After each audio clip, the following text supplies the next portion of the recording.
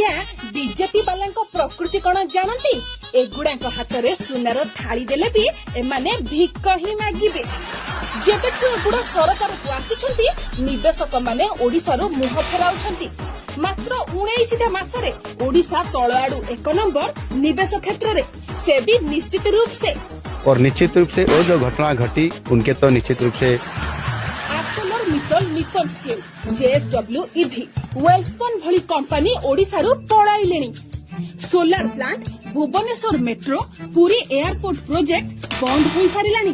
विकास गलानी चुली की, किंतु हम सरकार को निद माउसी देइछि आउसी।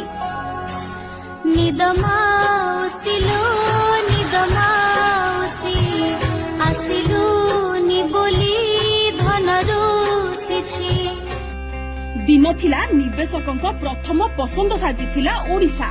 ओडिशा इन्वेस्टमेंट आनिबारे 2 नंबर रे पहुंचबो। 2 नंबर रे आम ऊपर ओनली महाराष्ट्र होची आजिका दिन रे। This is official authentic data. Manufacturing investment रे आमे 2 नंबर रे होचु। जहाँ कह एबे भी ओडिशा निवेशकों प्रथम पसंद, किंतु कंपनी सबू छाड़ी की जिबारे आउ निवेश फेराई नेबारे।